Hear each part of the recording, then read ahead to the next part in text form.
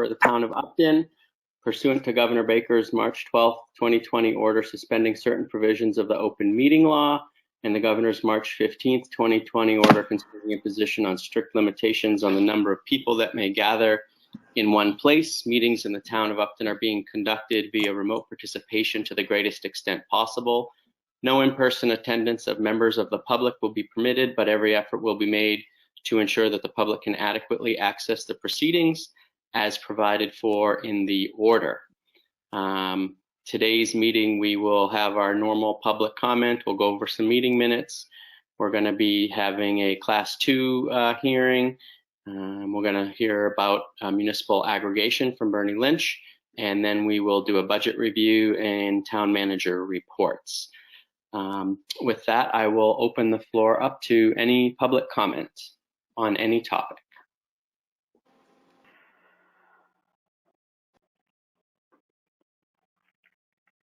Okay, approval of meeting minutes. We have January 19th and February 2nd meeting minutes, which I reviewed and am fine with. The minutes I'm look fine. Oh, I'm fine with them also. Okay, great. I'll take a motion. You ready, Steve? Yes, I'm good. I would move that we approve the minutes of January 19th and February 2nd of 2021. Maureen Dwinell, aye. I second the motion. Stephen Metellian, aye. Brett Simus, aye. Unanimous action. Next on the agenda, we have a public hearing, which is starting at 7:05, I believe. Yep, 7:05. So we've got a few minutes here.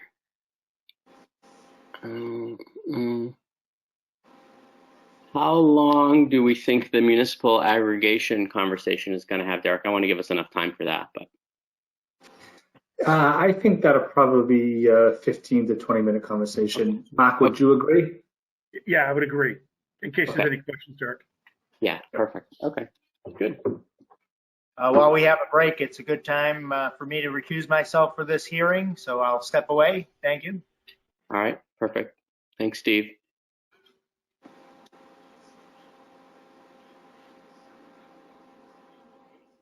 All right, Derek, you're our town leader here. So what's the story with the snow coming later in the week? I want your official forecast. Oh, geez, where is our DPW director? He actually did report this morning. He's dialing this evening. He did report that we had a staff meeting this morning, and he did state that I think we're going to have some type of wintry mix Thursday night, but is expecting a much larger system to come through early next week. Unfortunately, and Dennis will probably touch upon it, we are nearing the end of our snow and ice budget. So we probably, depending on what happens for the remainder of this month and the better part of March, we'll be looking for some type of allocation appropriation to make our budget, our snow and ice budget whole. Like last year, I think we had an extra $50,000 in the budget last year, and then the year before, I think we had a little bit of money remaining as well. So we weren't able to do this year, unfortunately. Well, we're going to take care of the roads. I know they did a good job with the ice and snow, a little bit of snow we had over the weekend, so it's good. Yeah, even like an icing operation they had last night. I mean, that's all material. So that's, every time we throw material down, that's just more money going on the ground. Yeah. Well, it's kind of going to go that way tonight too, with the temperature going down, right? Yeah, I would expect so. We pay more for the salt and sand than we do for the snow removal. Yeah, absolutely. Right, because that's just labor at that point. Yep. All right, I've got 7:05 here, so we will open the Class 2 license application public hearing under the provision of the Chapter 140 of the Mass General Law and the Board of Selectmen. We're going to be reviewing the application of Wayland Foreign Motors, LLC, requesting a Class 2 license at 138D Milford Street in Upton. We're going to go over the application by Timothy Corno at McHugh Lane from Hopkinton for the consideration on Tuesday, February 2nd. And that meeting and that hearing was continued until this time. So with that, do we have Mr. Cormu here or a representative?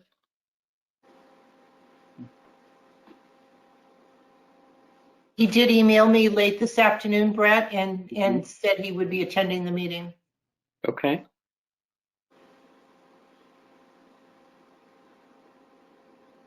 So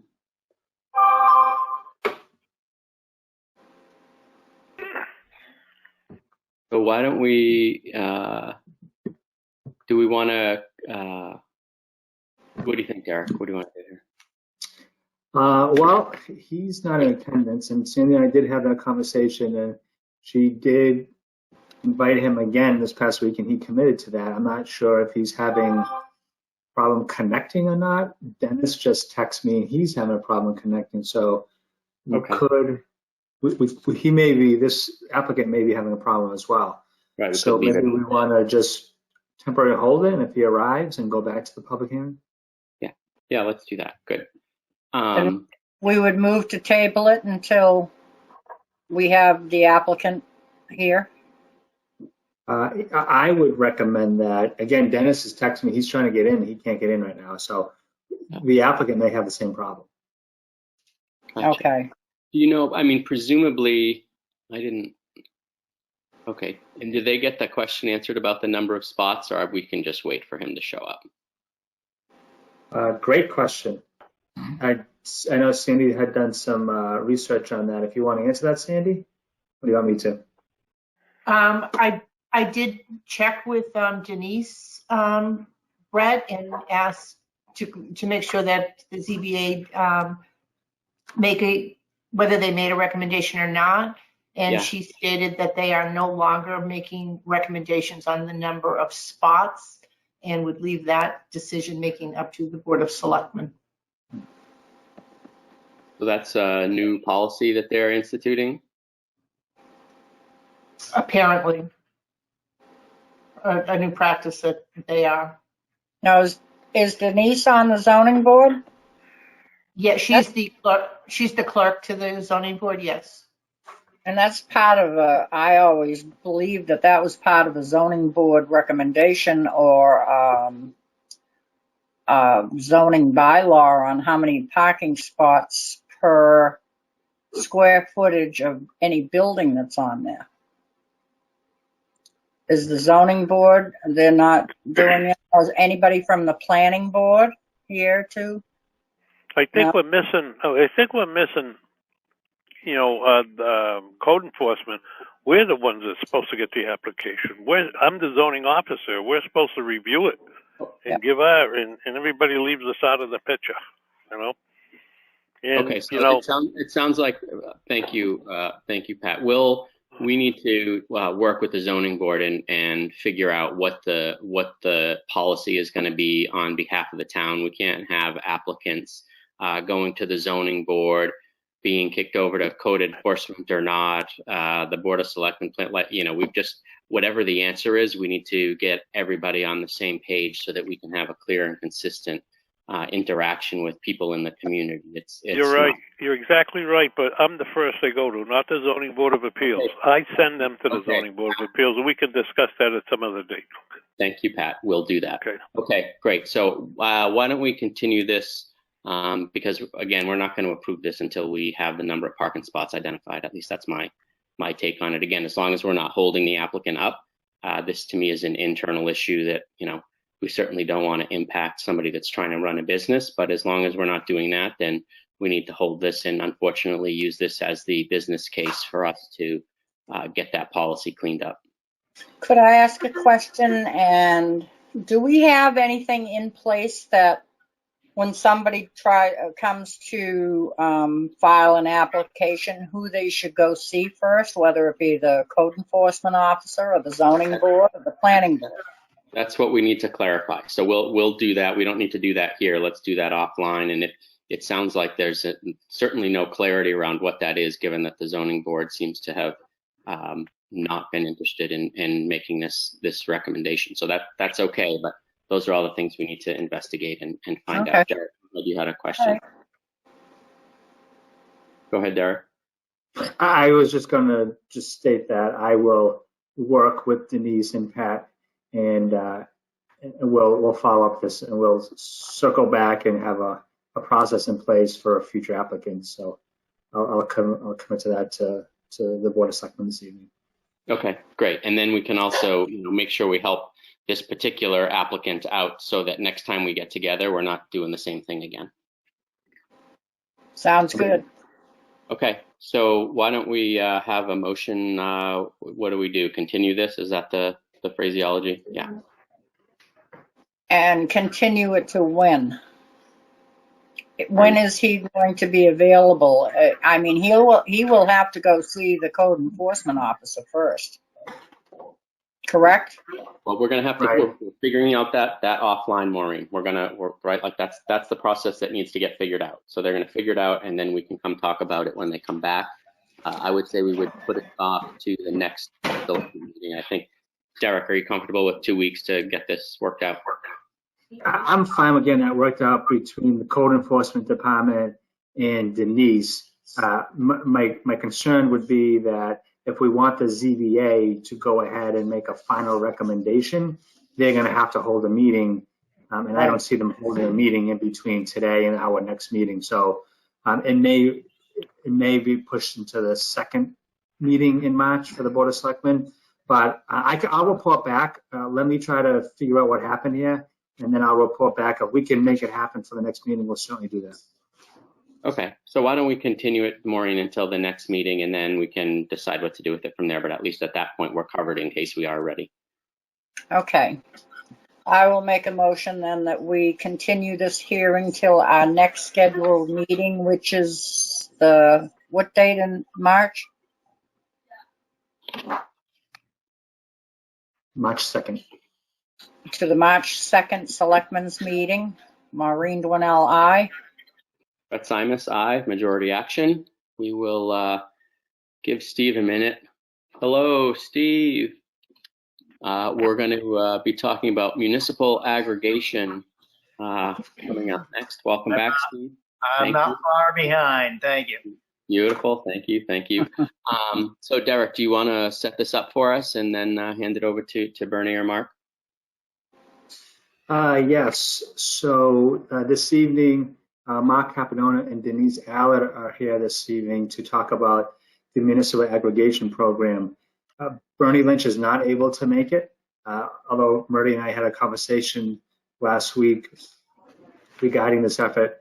Just by way of history, and I'm sure Mark and Denise will touch on this, the town of Upton used to be, back in, I want to say it was 2018, we were a part of the municipal aggregation program, and then when the costs exceeded the return on benefit, we decided to pull out of it. So it appears that the electrical costs are advantageous at this point. So we decided to re-engage both Mark and Denise on this, and give the Board of Selectmen an update, because there's an entire public process that has to take place. So I wanted the board to be well aware of this if we decide to move forward with this effort, so that if questions were to arise, everybody is aware of the situation. So with that, I'll turn this over to either Mark or to Denise. Start, and I'm sure Denise will step in. Mark Caponona, Colonial Power, 5 Mount Royal Ave, Marlborough, Mass. Thank you for having us tonight. I'm going to kind of take a step to the Wayback Machine just to give you kind of a lineage here. As Derek mentioned, back in May of 2013, the town passed Article 13, which allows the town to move forward with aggregation. And he was exactly correct. The town was in a program for 2017, 2018, and some of 2017 and 18 for a total savings of like $100,000 or so, $90-something thousand. At that time, they're located in what they call a SEMA zone, and the capacity piece of energy skyrocketed in SEMA, and the best thing was to allow people to go back to basic service. That has now come back into a line. So that issue is no longer in the marketplace. So Bernie reached out to Derek to kind of re-engage. So what is municipal aggregation? Municipal aggregation is nothing more than a choice that the town of Upton brings to its consumers. They buy energy on behalf of the consumer. The consumer has a choice now, rather than just having National Grid is your electricity supplier. You have a choice. You can either be in the town program, or you can be with basic service and National Grid. The hot button item here that we need to make sure everyone's aware of, the statute calls for it to be an opt-out municipal aggregation. So what does that mean? That means everyone has the ability to opt out of this program at any time without fee or penalty. But if they don't opt out and they are on basic service, they will be automatically enrolled in the program. So that's really the only issue. Other than that, you're able to add green. If you were looking to green up a product, you can add more renewables to it, more stable pricing. You know, you can have a 1 year, 2 year, 3 year contract depending on what the electricity curve looks like. So a bunch of choices.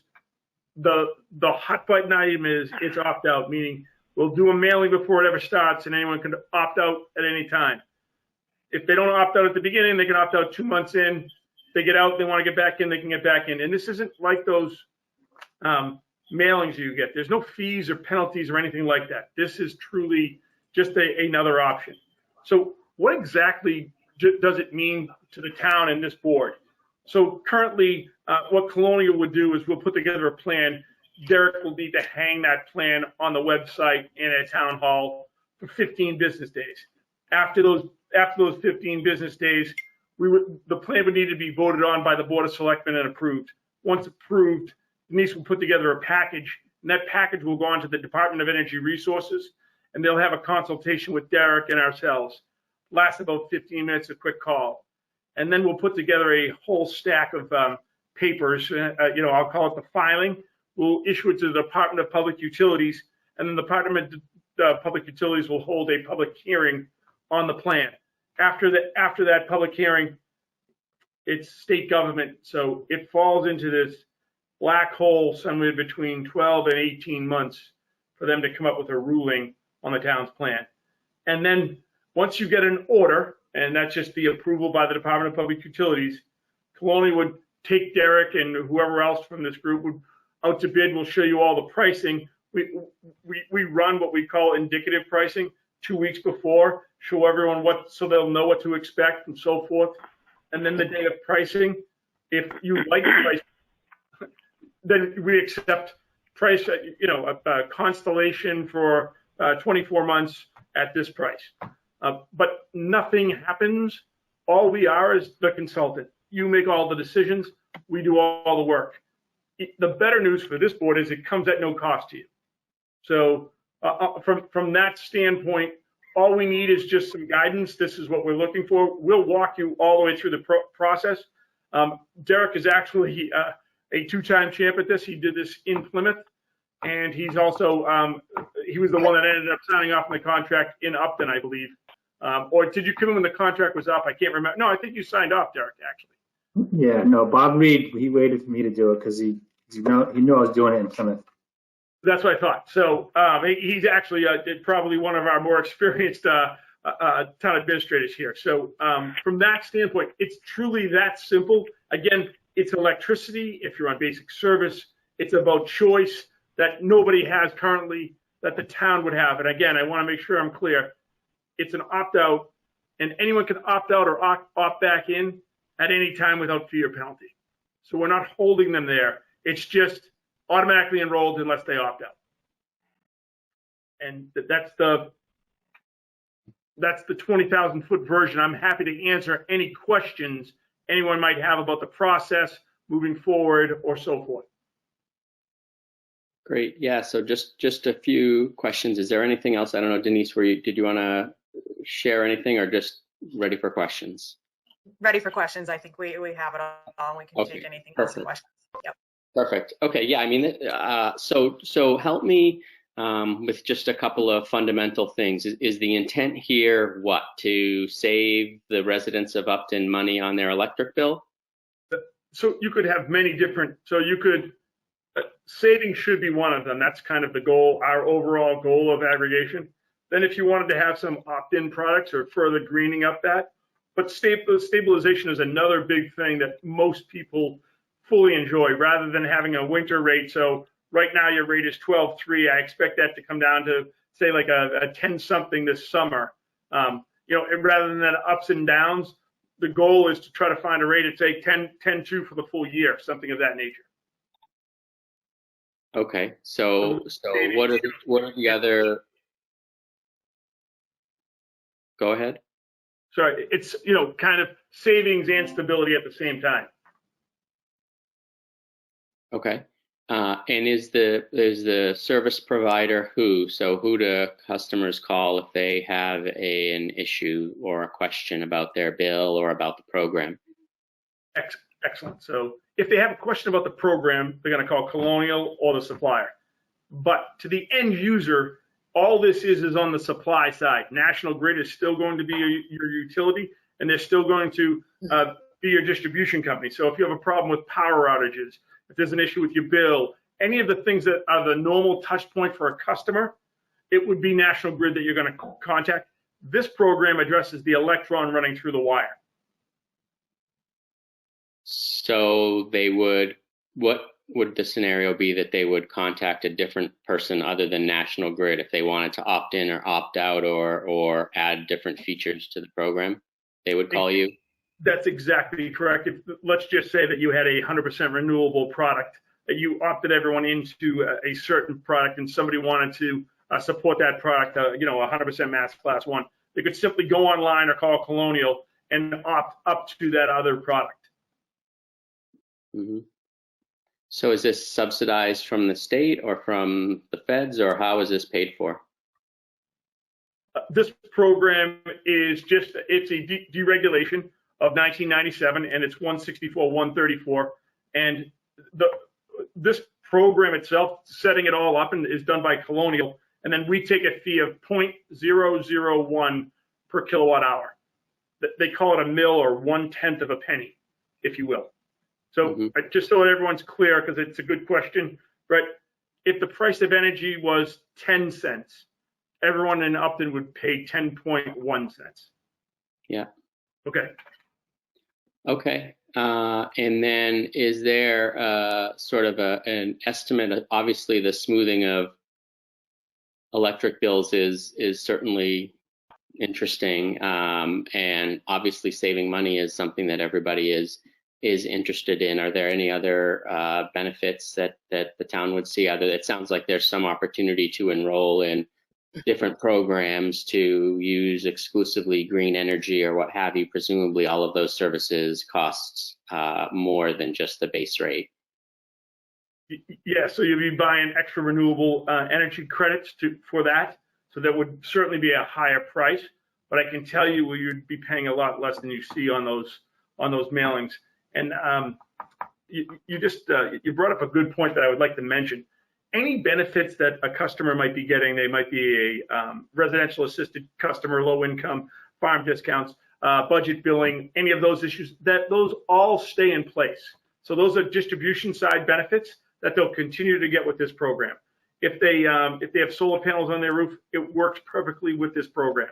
They don't have to worry about anything. It's still going to work just the same way it was working as if they were on basic service. Okay. Steve, Maureen, what questions do you have? So if National Grid put the solar panels on, that doesn't make any difference? No, none. They wouldn't have any idea. So believe it or not, National Grid is nothing more than a poles and wires company now, no different than Verizon. They own the wires and the poles, and they'll keep the grid up. And what runs through them, they're out of that business of, I'll call it the commodity business. So they're indifferent to where things are produced or not. Okay. Thank you. You're welcome. So is there any way to set up the program where it is an opt-in program instead of an opt-out program? So you could set it up that way, Steve, but you wouldn't need to go through any of this, and you will not get the the most advantageous pricing. It's why the way I consider it, that's kind of why the retail marketplace doesn't work as well. So at some point in this process, after we get an order, everyone's meter comes back to Colonial. We're gonna create what we call a load profile. We're gonna put that out in the marketplace for others to bid on it. But it's going to have this load profile will tell them what the ICAP tags are and all of those things, so they have distinct costs, so that they can price that razor thin and drive down costs. Opt-in, the problem with an opt-in is how much energy are they buying? How many people are going to join? They don't actually know. So that's why, due to the way energy works, that's why the program is set up the way it is. And I kid you not, I believe it kind of proven its weight. I think we've pretty much beaten basic service consistently over the last 6 to 7 years. But we cannot, time out, I want to make sure I'm saying this on this is probably recorded. In these programs, the Department of Public Utilities makes sure that we cannot guarantee savings. Basic service changes twice a year, and we can't guarantee savings. It is a goal of the program, but we cannot guarantee it. But I can tell you that the average over the last 3 years for basic service has been about 12.2, and none of our clients are at 12.2. And then, go ahead, Steve. Yeah, I was just basically kind of going to make more of a statement, which was I was on the board and I remember signing the document, signing the contract with Colonial Energy. What I heard amongst the taxpayers and, family, friends, that was the part of the program they didn't like. They didn't like the fact that they had to then go ahead and notify to opt out of the program. So I really got a lot of negative feedback from the program that we enrolled in. Again, that was probably 3.5, 4 years ago, I suppose. And at that time, not only was that a complaint that I heard, the other complaint was at the time, the rate that we locked at was higher than what people were paying. So again, I understand you take a 12-month, take an average, you negotiate that average, and we lock in at maybe it was 12.5 cents, let's just say hypothetically. And at the time, the kilowatt hour rate, whenever we signed a contract, I don't remember, maybe it was summer months, we were only paying 10 cents. So again, people really were not happy with the program. I don't know in the long term if there were savings realized or not, but that was really the negativity that I heard with regard to the program. Really were those two things that, when you lock in for that particular rate, depending on the time of year that you sign, it can be, and in the case of the last time we entered the program, we were higher than what National Grid was charging. So for those two reasons, for me, it's really a hard sell. And Steve, I'll just respond. I know we wouldn't start a program above basic service, never have, would not. And I can tell you definitively, I brought up the numbers, $52,000 in savings for the program in 17 and 38 in 2018. Excuse me, 2017, 52,000, 38,000 cumulative kind of across the community for a total of $91,000 over the 2 years that the program was actually up and running. So although people may have got out and mentioned some things, the actual numbers actually don't agree with what your statement was. Okay, another question I had was, what about customers that have already gotten themselves into, I don't know what you call them, contracts for distribution or what have you? So yeah, if they're on a third-party supply, those people would not be considered basic service. We wouldn't receive that. We would not receive those names, and we wouldn't switch those people because they'd already made a choice in the marketplace. This is only for people on basic service. And I have to ask the question, but I think I could help. If somebody had opted out of the program prior, we could run those names up against the list today. If they're still in town, we would not have to mail to them. They would just have to, if they wanted to get in, they'd have to go online and make a phone call. That's all. That's up to the town whether they, Steve, I wouldn't want them to be, oh, here you go again, and you make me make the decision again. If we have those names, we can certainly do that. but I think you're going to see that when you start, you'll remember what the rates are. It will be under when we start, or we won't start. And then people might be like, well, I didn't get an option to get in. I just don't want to. I think we still have the list, is what I'm saying. It may help you from making people make another choice if they were upset about it. How far, down the road do we have before we need to make a decision on something like this? Because obviously seeing the price would be critical to Selectman Metellian's point. I certainly appreciate your point that you've never come into the market higher than what the current basic rate is. But what's that process look like? What are the next steps? At what point do we need to decide yes or no? Yeah. So the good news is the choice is always yours. It's never our choice. So I would say we're probably 18 months or to maybe 2 years away, just given the state process. I think Derek will have his piece done in a month and a half or so that we can move forward with the state process. And then at that point, once they give us an order, we go out to bid, and we would show you this is what it's going to look like pretty close 2 weeks before actual pricing. You can say, I like it, I don't like it, let's hold off, so forth. Then we go to live pricing. Everyone is there in the room talking about this is what we think is happening. We can show you what has happened in the last 3 to 5 years. This is what we project them to be. And then this group says, yes, we decide to move forward, or we don't decide to move forward. The only thing I want to tell you is it's energy and it's a market. So we normally do it during the day in between like a 2 or 3 hour window. That's how much time we have to make the decision because the market does move. I apologize for that timing, but that's just the way the energy markets work. Okay, so we could go through the process of putting in the application, going through the state process, and then when the whole program comes out of that process in 18 to 24 months, we would look at it and say, okay, what do we want to do? Correct. And then you make a decision. I'll give you a perfect example. And Denise, help me out here. I think it's Newburyport. I think they got an order. 2015, 2016, and they haven't yet launched their program.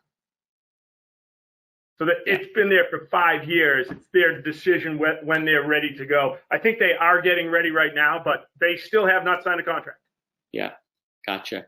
And that DP order never goes stale. So you have it when you want to use it. You just have the ability to move swiftly instead of that 18 to 24 month lead up time that you need to be able to move when you want to. Yeah. Okay. Is there any reason that we wouldn't at least move forward with the process of initiating this state process? I can't think of one. I mean that honestly, Brett. It costs nothing other than time, right? Derek has to hang some things and so forth. But honestly, other than that, there's no reason not to move forth and just at least get the order so that if the market's at the right place, you move forward. If it's not, you just sit there and wait. At some time in the future, the market will be where the board wants it. Yeah. I mean, from my perspective, given the lead time and the choice that the town has to make the decision or recommendation or decision at some point in the future, I don't know that there's any reason that we wouldn't at least get to that point and look at what the program looks like in terms of actual savings and impact and what we can do for our taxpayers. Steve, Maureen, I don't know what your perspective is. I would agree with that, Brett. At least start the process. Yeah. I just, one quick question, I guess. You said another town has a contract sitting there ready to go and they haven't engaged in the contract. What is the reasoning? What is their rationale for not doing that? So we showed them pricing. It's not a contract. They just haven't liked the pricing enough to make a decision to move forward. They just, I want to say we've probably been out in the marketplace, Stephen, maybe 4 or 5 different times over the last 5 years for them. And currently, it wasn't high enough priority for them, and they just thought we're going to hold pat for right now. What is the kilowatt hour that you were able to get in that bid that you secured? The last one for them was actually some really good pricing. It was in the 9s. It was in the 9s for 36 months. But again, last year in March, it was historic lows in the natural gas market. So we were trying to get everyone out we could, but they had other pressing issues, and they didn't get around to making a decision. Now, I expect it to be somewhere in the tens at this point, this time. Okay. I think I guess the only question I'd have for my fellow board members is, what are your thoughts on, I understand we can't go with only an opt-in program, but what are your thoughts regarding, folks that opted out the last time we entered into this type of agreement? Do you want to have them automatically opted out if we move forward with this idea, or do you want, as Mr. Copadonna mentioned, those folks may automatically be excluded and they can opt in if they want. What are your thoughts on things like that? And I guess my only other question was the Solarize Upland program that we put forward just a few months ago.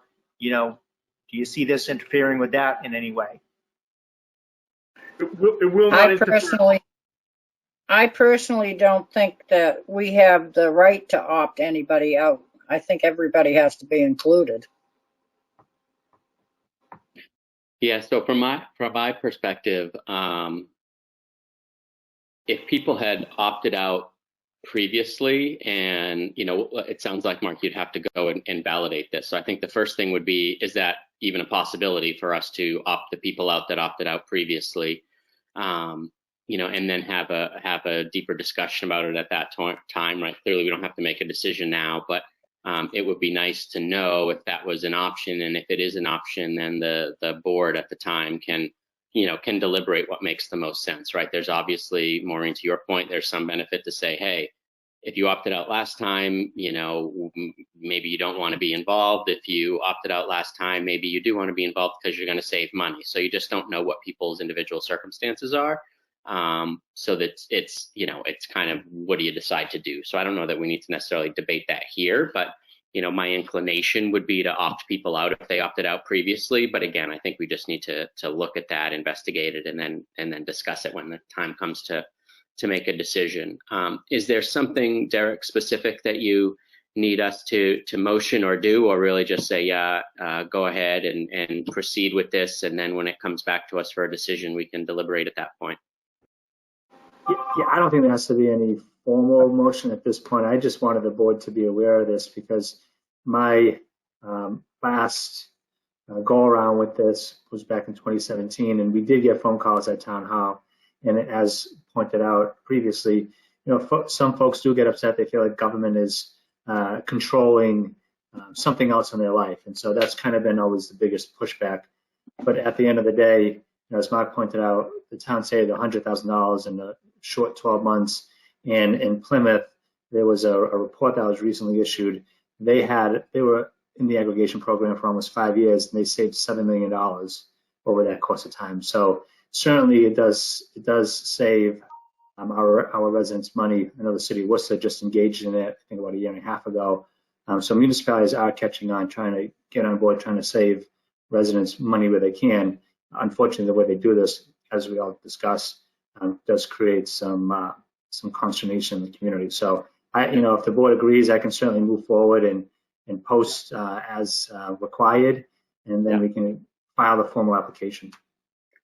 Yeah, I think that sounds great. And again, to your point, right? There's clearly the benefit outweighs the cost when you're looking at saving people, $50, $60, $70, $100,000 in aggregate, right? That's all money that can potentially go into, people's homes, small businesses in town, and money that gets sort of spent in the local economy, and that's better than it going out of town to some big company. So that's obviously advantageous for everybody. So good. Steve, Maureen, anything else on this before we transition into the budget hearing? I just had one thing, Derek. I don't know of the contract. We just need that contract so that when we file with the department, that we have the ability. I don't know if you can sign that yourself, or what, if anyone needs to vote. And I just wanted to say, I will look and get Derek the details around those opt-out customers. Great. Okay, thanks. Yeah, it'd be just interesting to know what that number looked like.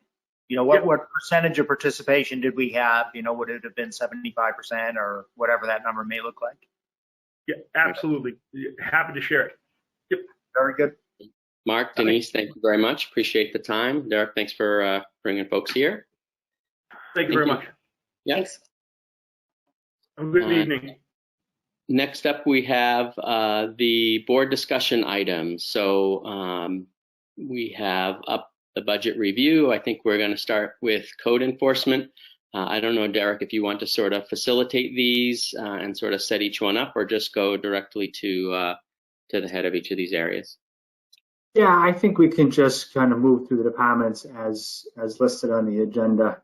We had a staff meeting this morning, so everyone's here and prepared to answer those questions and present as we had previously presented at the last meeting. Okay, perfect. Great. So Pat, I think you're up first. Okay. Excuse me, to start, I don't know if anyone saw our report for the department for the amount of money we did take in. I just want to be specific on that. We took in $231,643, and our cost to run the department was $190,266, so we're ahead of the game, $41,377. Profit, we'll call it that, okay? Good work, good work. We've gone by the guidelines that Decker has proposed. We have the recommended 2020 budget for the code enforcement is this increase is due to the compensation plan for the 2% COLA per wage, longevity bonuses, and we are looking for 40 hours for Diane. She has 36 now, which she's been working the 40 hours but not being compensated for it. Okay, and the rest of it is level spending.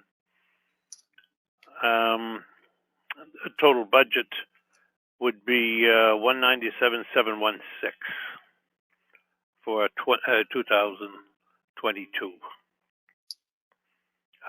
Is there any questions anybody would like to ask? I don't have any questions. Steve, Maureen? I don't have any questions either. No, I'm taking a look at it. It's pretty straightforward. I guess my only question, do you foresee this year being as busy? I know you mentioned Diane is in 40 hours a week now. Do you foresee FY22 being as busy as FY21? Yes, probably more so too. You know, being COVID times, we've done very well. As you can see, we've done our inspections, whatever, and no one's been sick. Okay. Of course, we've been taking the precautions. And like I say, we spend a lot of time on different projects also, going to court and whatever. But no, I think building-wise, I think we're going to increase buildings. I have one question though, on our budget and I have to say this on longevity bonuses. Why do not the part-time employees get that bonus? I've only been working here for 43 years. It was given to me at one time, but it was taken away a couple of years ago. Why was it dropped for part-time employees?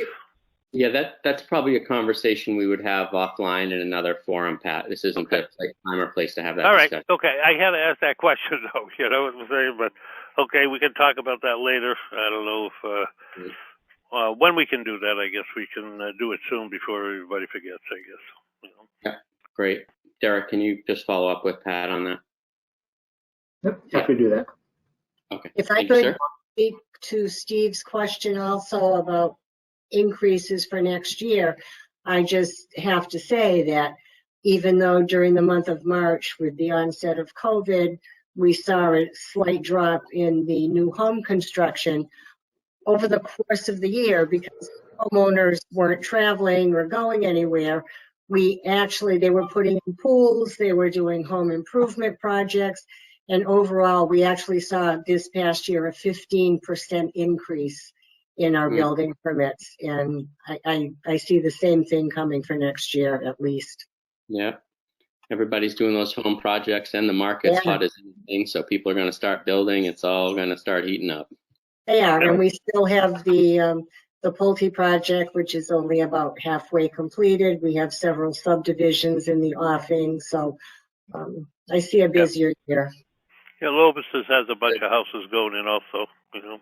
Yeah. And I asked that question because I know you see the permitting process months and months ahead of the actual inspection process. So yeah, a little bit of lead time there. So I was just curious how you see that playing out. Mm-hmm. Okay, very good. Thank you. Thank you. Great. Thank you. Thank you very much. Okay, thank you. Yeah. Thank you. Next up, we have conservation. Okay, for conservation, we've level budgeted our items except for Dave, our agent, will have an increase, and our assistant, which was Denise before, will be going down because we have a new person. So hopefully those two things will wash out. But otherwise, we're level budgeting. Great. Just looking at the numbers again.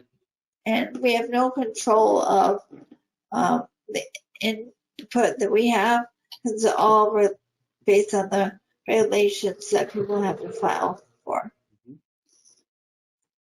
Yeah. Christine or Chris, it looks like the proposed budget's going from 57,500 to 62,700. So it's over a $5,000 increase. That wouldn't be level funded. Is there something I'm missing here? I can address that, Chris. I can address that, and Kenny's on as well. So you'll see here from last year. Let me start with the easy one. The administrative assistant, as Christine pointed out, she's moved on to another position, and we hired somebody at a lesser rate. So that's why you see a drop in that position.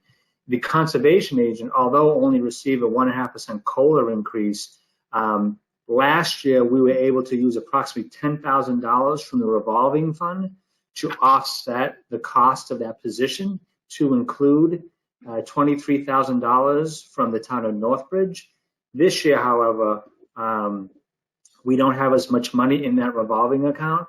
So this year we're only able to apply $5,000 from that revolving account to offset the town's general fund appropriation. So that's why, Steve, you'll see a jump in that, only because we don't have as much money in the revolving account to help subsidize that position as we did last year. Okay, so moving over to page 39, it looks like that's going from $34,500 to $40,000. Because that was another question I would have had. So there's a bump there, but it looks like $5,500. Right. So that is the offset. So that's the $5,000. As I just pointed out, last year we used $10,000 from the revolving account. This year we're only using $5,000. So we had to factor in that additional $5,000 into the general fund. Okay. But the labor rate, longevity, all the other benefits associated with that position then wouldn't change. It's just the way it's being paid. That's right.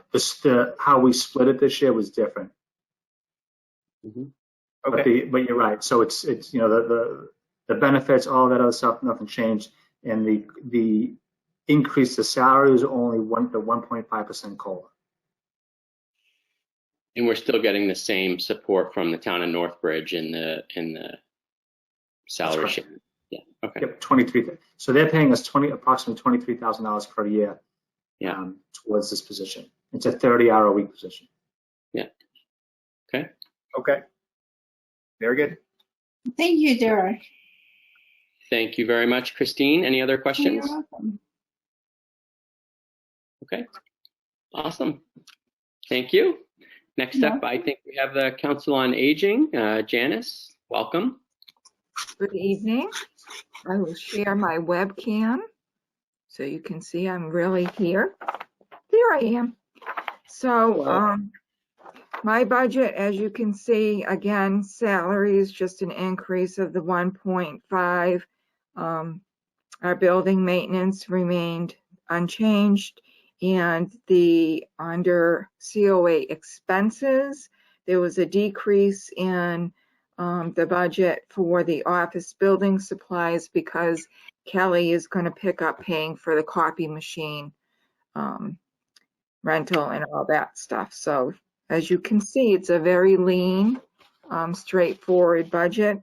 We've had a very challenging year, although we continue to provide a lot of services, a lot of the same services, but also a lot of different services, which going forward is going to be quite challenging, I believe, with COVID and the repercussions of that.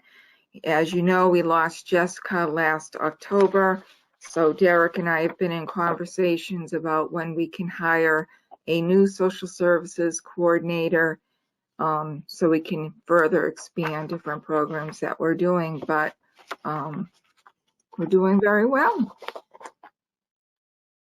Good. Thank you, Janice. Sure. Steve, Maureen, what questions do you have for Janice? No, I don't have any. I mean, 1.5% increase is pretty good when it's just salaries.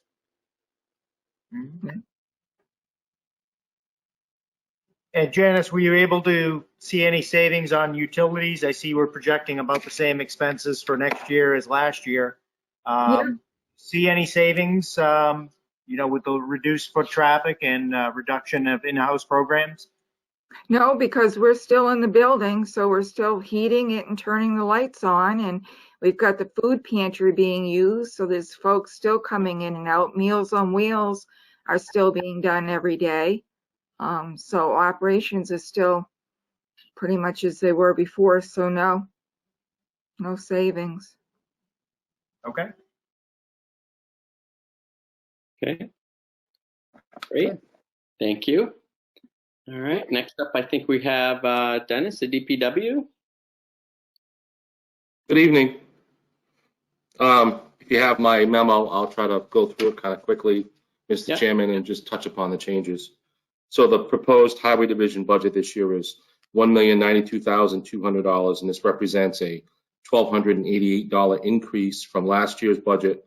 This increase is solely from a 1.5% COLA for non-union. We did not take into consideration any of the union personnel because negotiations are just beginning, and this represents a 52.2% week. And in expenses, we actually had a decrease of $400 because we have moved how we pay for the copy machine contract between DPW, Highway, Water, and Sewer, and moved that account over to the town hall. So we each divvied up our share of it, and that was a decrease of $400. And that is the highway budget. Revenues are anticipated to stay stagnant. They have showed that trend for the last couple of years, so we don't anticipate any increases. For Parks and Forestry, we have a $285,532 budget. This represents no increase whatsoever from last year. It is completely level funded. Again, it's a 52.2-week budget, and there is no assumed increase for union personnel as negotiations are just beginning. Mr. Chairman, stop me anytime you want to ask questions. For the Water Division, we have a $989,070 proposed budget. This represents a decrease of $231,000.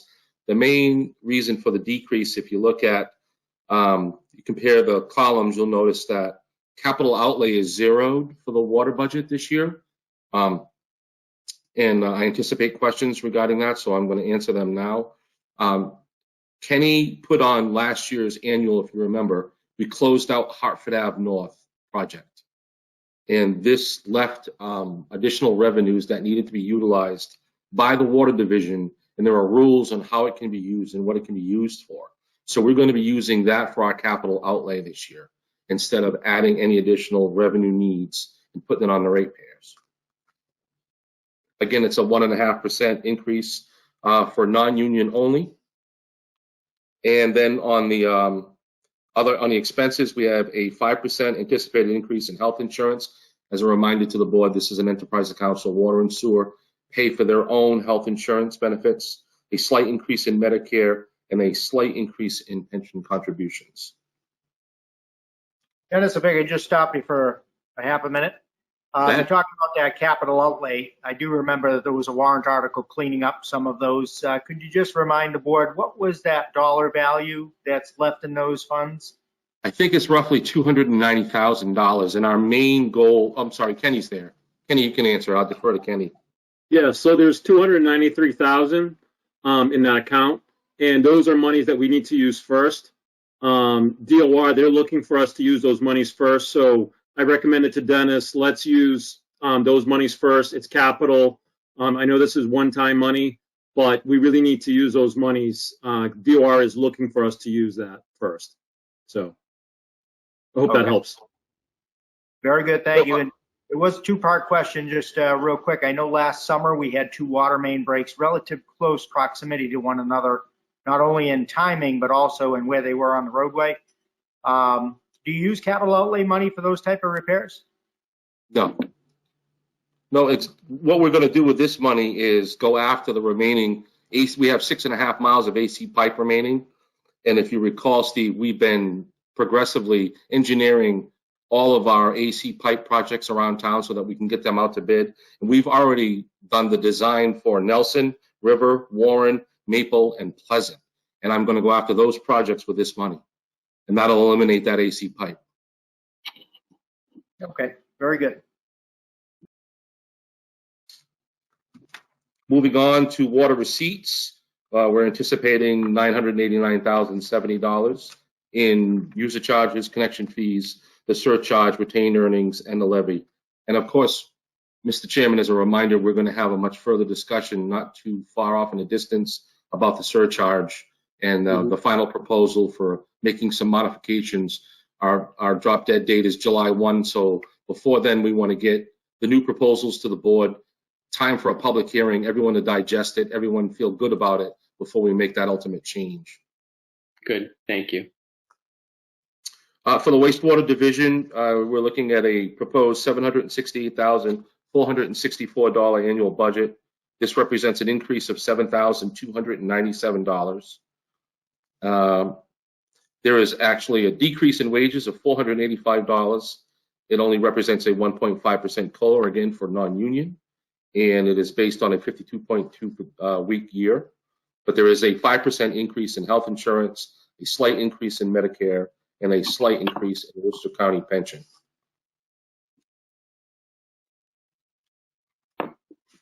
Okay. And the wastewater enterprise receipts, we anticipate $768,000.464 in user charges, connection fees, the surcharge, retained earnings, and $5,268 from the tax levy. Almost gone. Getting there. And that is my budget presentation. Great. Great work. Thank you. Maureen, Steve, what else do we have for Mr. Westgate? No, I think he's answered all the questions. Yep, I think I'm all set for now. Thank you, Dennis. It's not easy to manage these budgets this way. So good work, and we appreciate all the work and effort, and certainly for everybody that's shared their budget so far. But this is great, Dennis. Thank you. Other questions? If I could, Mr. Chairman, one before Dennis does escape. Is it okay if he does talk about his article? He has one. DPW has sponsored one article. It'll save him a trip when we do article reviews, if you don't mind. I did see that here, so sure. Yes, that's if he's ready for that, we're ready too. Sure. There is one capital article for the water and wastewater division, and it is the replacement of a 2011 pickup truck. This is one of the yellow ones in water. That was the superintendent's originally, was actually up for replacement either last year or the year before. It has 106,701 miles on it. Now, this requires a further conversation to explain my reasoning. It's not the worst truck in the DPW, but it is the worst truck in water and wastewater, and it falls within its capital replacement. As we have done in past years, and I fully condone, I believe it's in the best interest of the town to move that truck into the highway division and take the oldest highway division truck, which is a 2006 Chevy Silverado that came off the road this year because the frame is rotted and the rear end has let go, and we couldn't even plow snow with it, and trade that truck in. There are 2 trucks that we consider floaters. There's a white one, if you've seen it around town, and a really old green one. It's the one I'm talking about. These trucks are used primarily during the spring, summer, and fall by our seasonal employees that go around town pulling trailers with mowers and leaf blowers and all that stuff. And then during the wintertime, they plow snow. So they use, and the water staff and wastewater staff utilize them frequently. So it goes back and forth. So my goal was to move that truck and trade the green one in. Mm-hmm. Yeah, that makes sense. Yeah, it would certainly seem that the 2011 truck's got plenty of life left in it. It's both trucks are 3/4 tons, so the white truck can go to bid, and the 2011 truck you said is yellow? Yellow, and the 2006, Steve, is green. 2006 is green, okay. So that's the one that we would put in the auction. And like I said, we couldn't use it this year at all. The leaves went on it, and the Travis, our mechanic, said that it was dangerous to put it back on the road. And when trucks get to be this old, they're not everyday drivers, except during the spring, fall, and summer when the kids are using them. But they're just pulling around trailers and whatnot. They really get their heavy work out in the wintertime pushing snow. That's really when we put them to the test. And when they get like this, they're useless to us. And there's no cost benefit in putting money into a truck like that. And like you said, Steve, the yellow truck still has some life in it. It has come up on its useful life as an everyday driver in the water and wastewater, but it could be utilized still by the DPW. Mm-hmm. And it would make more sense to take the oldest truck and get rid of it. That's my recommendation anyway. Okay. And I don't have the article in front of me. I have the budget presentation. What is the warrant, the value of that replacement truck? I believe I'm replacing exactly the same thing. I think we put in the contingency because right in the middle of the year, they split their prices on their contract. So I put in $55,000, but I think it's going to be somewhere between 48 and 50 grand, I think. But it's going to be set up exactly the same. It's a no frill truck. It doesn't have leather in it. There's no chrome rims on it. It's going to be set up the same way with a plow. It's not a diesel, it's a gas. No surprises, I promise. Is this something we'd be looking to take from free cash, Derek? Oh, this would come out of, I'm sorry. Retained earnings? No, it's retained earnings. Oh, I just good. checked the article. Free cash. That's the good thing about the water and wastewater enterprise accounts. They pay for themselves. Yep. And it is a $55,000 article as well. I just checked it. Okay. And it'd be split 50-50 Water and wastewater. To water and wastewater. Yep. Okay. Very good. I have no other questions. Maureen, anything from your side? All right. Dennis? Thank you, sir.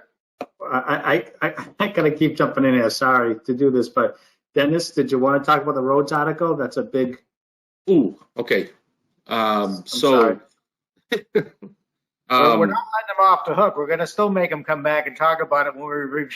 Listen, I don't really mind talking about this one because I'm kind of proud of what we've done, and I think all of you have been around town enough to see and hear, because I hear it, so I know you hear it. I mean, we've done a tremendous amount of paving and repairs to our roads in the last 2.5, 3 years, and I'm excited that we have the article on the floor again. With no increase, but that's okay because at least we're not going backwards. And I really think that the taxpayers in this town are going to appreciate the work that is being done every single year through our road management program, especially when the TIP project completes and it ties it all in together.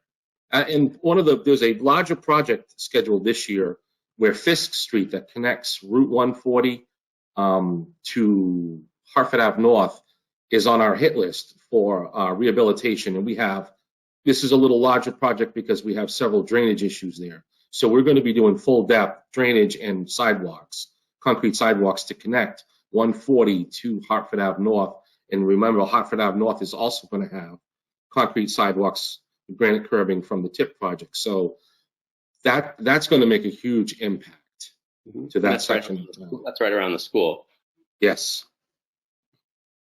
Goes right by the school, right. So that money it's so beneficial to, I mean, I can't believe how much work we've gotten done in the last couple of years. I'm so thankful that you're allowing us to continue. And that you must hear it somewhere out there, because I drive around town and it's impossible to drive around town and not end up on a fairly new road. Yeah, no, There's it's a couple, certainly one of the couple things out there that are still bad, but Hartford Ave North is the worst in Hopkinton. Yeah.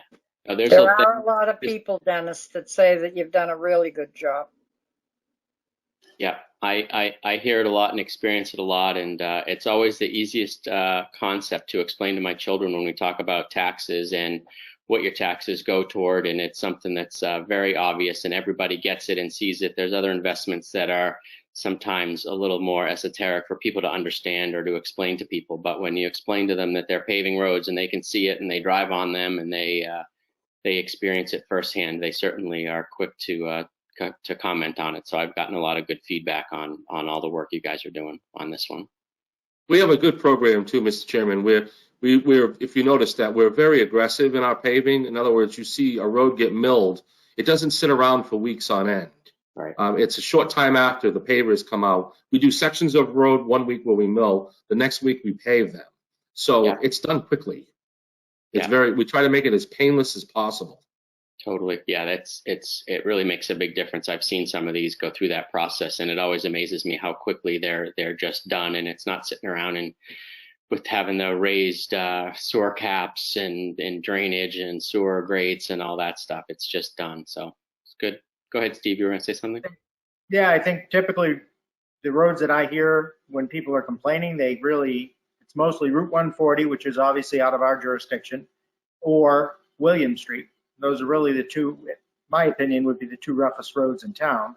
And a section of William Street's been repaired, really. So I think we're in pretty good shape. Of course, once the TIP project comes through and that asphalt gets improved. Getting to your warrant article quickly, talking about Fisk Avenue, what do you see that costing? Again, knowing what the budget's going to look like with your Chapter 90 money, as well as this warrant article, how much of that is going to be consumed by Fisk Avenue? So we're right in the process of site survey and design. So I don't have any preliminary estimates from the contractor yet. Beta has been out there and they've already taken some shots. They started working on elevations. Weather came in. They've shut down for a little while, but I anticipate next week they'll be back out there working further. And we got to do some drainage inspections and then figure out how we're going to make the sidewalks work. And if we have to, the biggest problem we're trying to avoid is changing any major elevations in the roadway, because it has a profound effect on the driveway aprons. So we're trying to maintain current elevations to achieve the crowning of the road that we need to make effective drainage.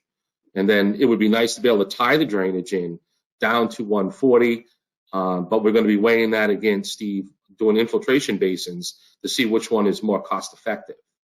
If we can't make grade and we can't get them down to 140, then we're going to have to do infiltration. I'm not a big fan of infiltration basins because they're essentially engineered septic systems and they have a lifespan. Yep. Yeah, and eventually they clog up and need to be maintained at a fair price. Mr. Chairman, that's what's there right now, and that's why it's failed. Yeah. That's unfortunate. Yeah. Good. Okay. Awesome. What other questions, Derek, do we have for Mr. Westergate before we set him free? Is that it? That's all I have, Bob. Thank you, Dennis. All right. Awesome, Dennis. Thank you very much. Good work. Thank you.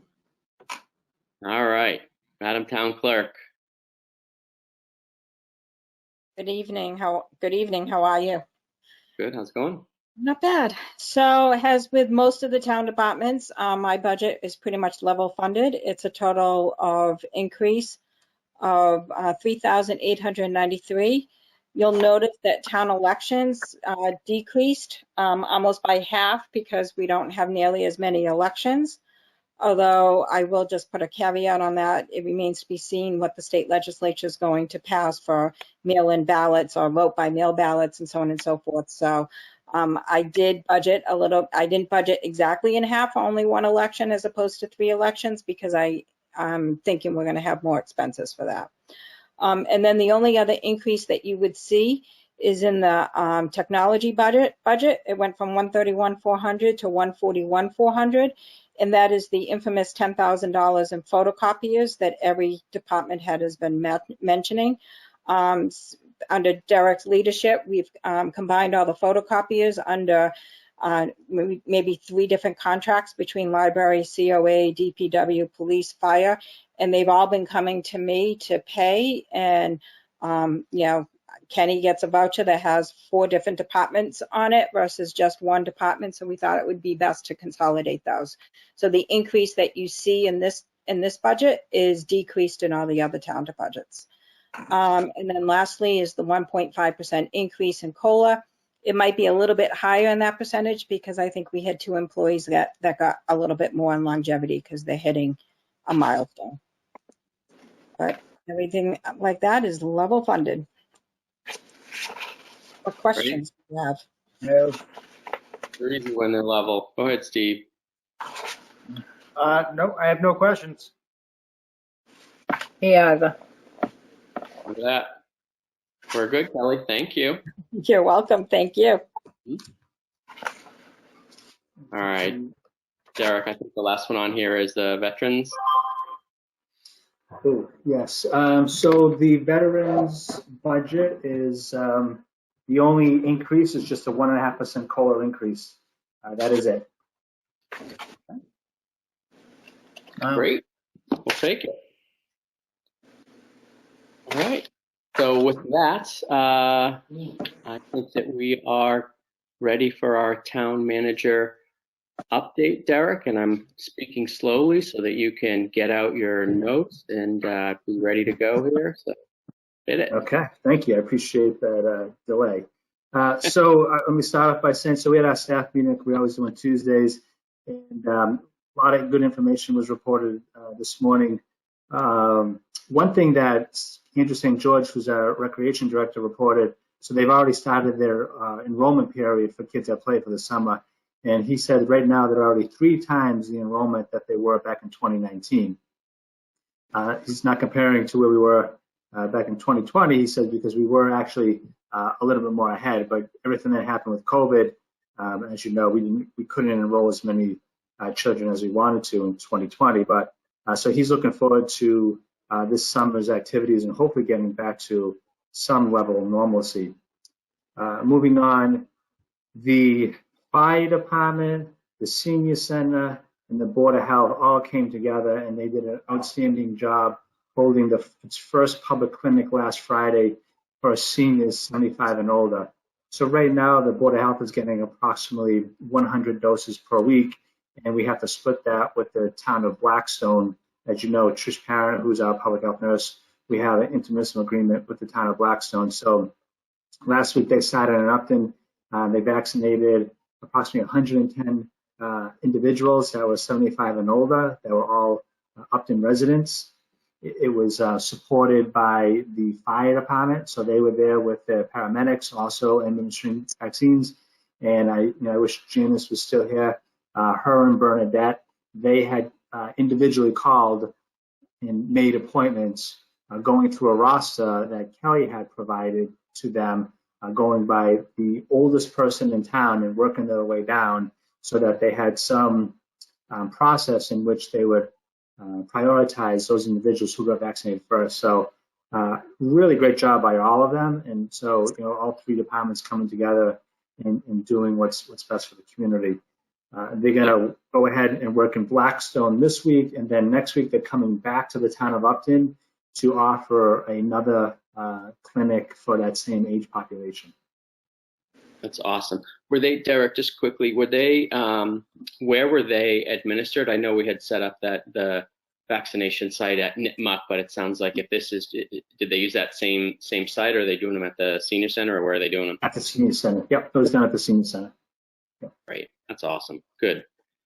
Yeah, so it worked out extremely well. And again, with a limited dose, with limited doses, it's difficult to determine, how to prioritize. And I thought, they did the best they could and said, we're just going to go from the top and offer to the oldest individual first and work our way down. So it seems to be working well. We're getting a lot of positive feedback on that. I do want to say, though, they are a little concerned because apparently the state is moving more towards these super vaccination sites like you see at Gillette and Fenway. And so there's a concern that they're going to pull back all of the doses at some point, and it's going to require all of our residents to attend one of these much larger sites. I know Worcester just opened up one at Worcester State University, so that still remains to be seen, but we'll keep an eye on that. Hopefully we can keep it local. Chief Bradley is reported today that he's working with the town of Hopedale to update their dispatch console center. He was able to secure a $75,000 grant, and all of those dollars are going to go towards capital improvements over at Hopedale. So again, it speaks to the volume of sharing services and resources with neighboring communities. If we were doing that by ourselves, we would not have been able to apply for those grant dollars, and Hopedale wouldn't have been able to benefit. So again, working with Hopedale, I'm actually in the process of engaging the town administrator in Hopedale about extending the intermunicipal agreement an additional 3 years. So I'll keep you posted on that because that's going to come to the board here for final execution. So hopefully in the next 2 months we'll hear that from the town of Hopedale. Is your sense that they're happy with that agreement? I've certainly heard nothing but good feedback from our side. I don't know that I've heard from many folks from Hopedale, but what's your sense in that arrangement and how it's being experienced?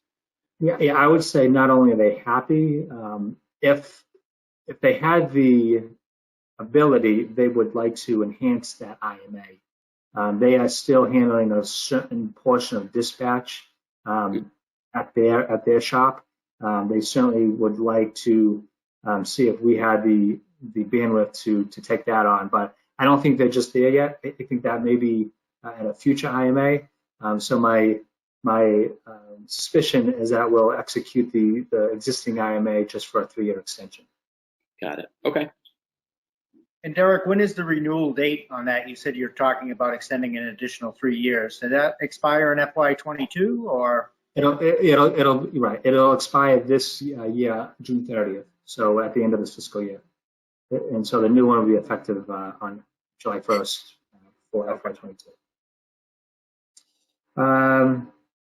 So one other thing, staying on the Board of Health stuff, last week we were notified by the state that we have a reduced community transmission of COVID, and they moved us into the yellow category. The board reported this morning that we are expecting that we'll be moving towards the green category this Thursday.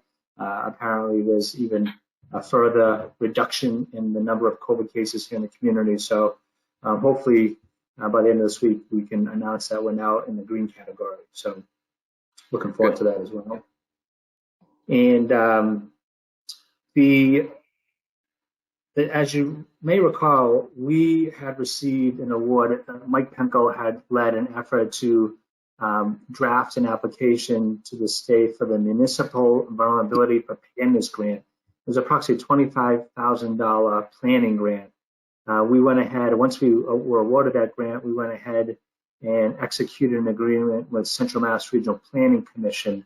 They are going to be our facilitator and going to help us do this analysis so that we can draft a plan so that we can then go ahead and file for project money to implement some of our findings.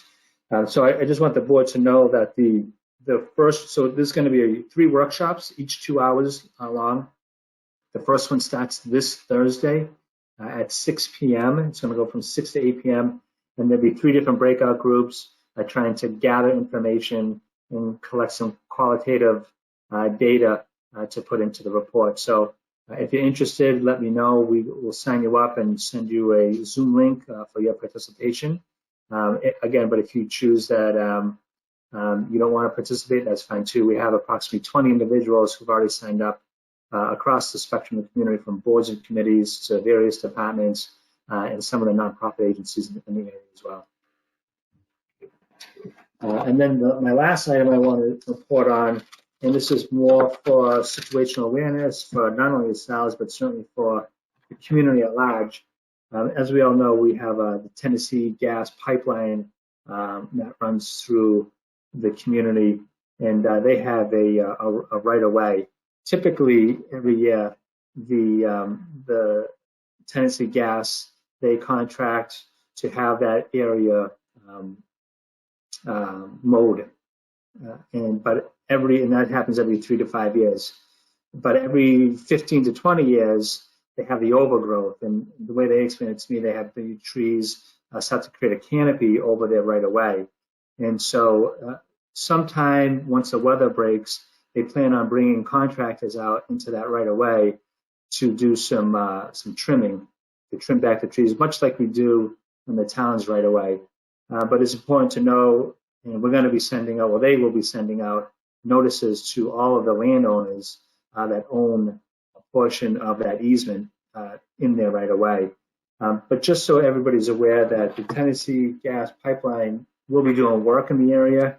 I know that there was a few years ago, there was conversations about them expanding the pipeline in town, and there was a lot of pushback from community residents. So I just want folks to be aware that they're doing nothing more than tree trimming and mowing the grass.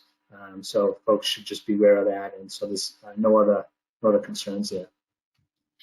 But other than that, that's all I have for this evening, pending any questions. No, that's great. It's a good heads up to give to people in addition to the mailings, just that we don't raise any red flags with people. So good. I'm good. I don't have any questions other than what you covered. So thank you for that. Steve, Maureen? No questions from me. No, I don't have any questions either. Thank you. All right, great. Anything, Steve and Maureen, that you want to bring up that we didn't have on the agenda that you just wanted to chat about or propose for a future agenda? I don't have anything at this time. Okay. Well, we're the ones who decide on the agenda. I know I sort of am the one that, whatever goes back and forth with Derek, but if there's ever anything that you guys think of that's not in our sort of list of priorities that we talked about in July and reviewed in December, always just, throw me a message, let me know. We'll make sure we talk about it. But go ahead, Steve. I didn't mean to interrupt you. Oh, no problem and no rush. We're ahead of schedule according to my clock. Oh, yeah. I thought this one was going to be a lot longer. Me too. I just wanted to share with my fellow board members. I had a few emails going back and forth with Dennis talking about construction, expanding the sewer. The numbers, I'm going to say, alarming for what looks to be a relatively short distance. There's an estimate that I was forwarded of $915,000. So again, just wanted to share that with you, just to let you know that's a little conversation that I've had back and forth, and certainly, far greater dollars than what I thought. Again, just looking at what looks to be a relatively short distance, and I think from what I'm seeing in the explanation, it's going to be a significant cost to cross that bridge. That's really going to be a problem. No matter for someone at some period of time. Pain. Yep. And cat. Oh. But yeah. Anyways, that's all. Just wanted to bring you up to date on that. Good.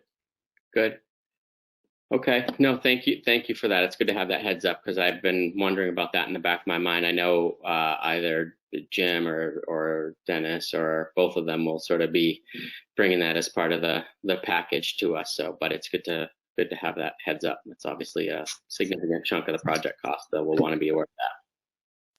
Right. Is that going to be part of the project cost, the sewer extension? Is that included in the 12 million? See, I didn't think that it was. I thought, I don't think it is either. I don't think it is. So I think this is in addition. Yeah, I shouldn't have said project cost. I just meant that that's part of what it's going to cost us to do that project. Oh, okay, okay. Yeah. Yeah, that's all. Because, you know, then you also hear about different sewer lines in and around town that have the I&I problem. So I Right. was They curious. always- Yeah. Yeah. Is what, you know, is the one in, you know, Main Street, is that the biggest culprit in town, or is it other, you know, other lines in town where we have that I&I, you know, issue that keeps, you know, basically well, I would say just about quadruples the water, you know, that we're processing on those heavy rain days. But Yeah. in any event, And it's a discussion for another day, right? Well, no, yes, but I think it's also important just to talk about one thing that Derek and I had discussed, and I think we talked to Jim about this as well, which is when we go into town meeting to talk about this work, we want to make absolutely sure that we have answers to questions like the one you just raised, right? Because we know that people are going to say, you know, how are we going to get water and sewer up there? How much is it going to cost? What's the story with the I&I behind the country super? And along that way, do we have the capacity? What are the impacts? So all of that work and all that legwork needs to get done and is being done in anticipation of the conversation at town meeting. So, you know, it's important that we raise those questions now, have those conversations now, so that we have answers for people so they can make an informed decision in May. Good. All right, great. Thank you, Steve. Anything else? I have one question through the chairperson for Derek. Where is the Tennessee gas line? Just in case people are calling conservation. That's a great question, Chris. And they are sending conservation a letter. And okay. to your point, I did ask them today on the Zoom to send a map as well, because I agree. Okay. I don't think a lot of folks know where that is. The folks that were against the expansion probably know exactly where it is. But I will get that, and we're going to post the letter along with the map on the town's website so we can direct folks to that. Okay, thank you. Because I see people calling us, telling us there's a problem going on. Absolutely. Yep, I will get that. If we can avoid that, that would be great. Yep. Great. Thank you. All right. Thanks everybody. If there's not anything else, we'll take a motion to adjourn. Nice work. Look at that. 8:28. This is a record. I'll move that we vote to adjourn the meeting this evening. Maureen Dwinell, aye. Second the motion, Stephen Mattelli and I. Brett Simus, aye. Unanimous action. Thanks everybody. Have a great night. We'll talk to you later. Thank you also.